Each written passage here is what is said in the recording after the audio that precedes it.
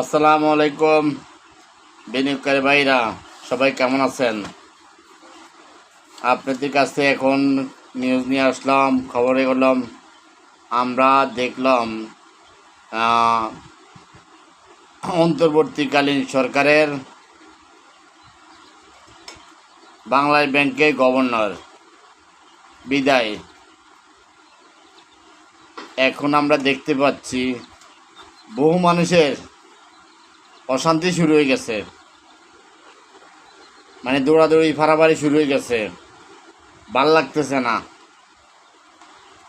কারণ এখন তার মামু নাই। এক ছিল অর্থ উপদেষ্টা সালাউদ্দিন, শেল্টার দিত, আমেরিকা প্লট কিনত, বিভিন্ন জায়গায় বিভিন্ন দেশের মধ্যে প্লট কিনত, বাঘা কিনত, এ করতো সে করতো। এই টাকা পাইতো কই? 5টা ব্যাংক দেউলিয়া করে রেখে গেছে।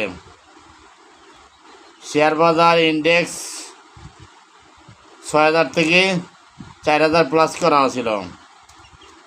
ইন্ডেক্সটা হইল আইওয়াশ ইন্ডেক্স। আমরা যা দেখছি এগুলো সব আইওয়াশ। একটা 50 টাকা 60 টাকা শেয়ার 5 টাকা 6 টাকা নিয়ে আসছে, 2 টাকা 3 টাকা নিয়ে আসছে। ইন্ডেক্স হলো আইওয়াশ, আর টাকা প্রায় জিরোর পর্যায়ে চলে গেছে, লাস্ট পর্যায়ে চলে গেছে। 5টা ব্যাংকের শেয়ারও ধ্বংস করছে। কে করছে? মেইন গডফাদার ছিল উপরে।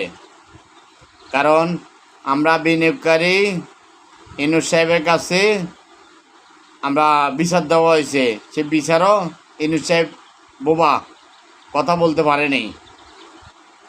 অর্থ উপদেষ্টা রাশেদ মাকসুদকে সাপোর্ট দিয়ে গেছে। তারপর অর্থ উপদেষ্টা আবু আহমেদরে একবার 300 কোটি টাকা দিয়ে আবারও টাকা দিছে, দিয়া আমাদের টাকাগুলা লুটপাট করার জন্য ব্যবস্থা করছে। এটার দায়ভাগ সম্পূর্ণ অর্থ উপদেষ্টা সালাউদ্দিনের। এগুলা সম্পূর্ণ অর্থ উপদেষ্টা করছে, এটা ওনার দোষ সম্পন্ন। তারপরে একজন অদক্ষ অবদার্থ রাশেদ মাকসুদকে দিছে বিএসসির চেয়ারম্যান বানাই, যার কোনো যোগ্যতা নাই।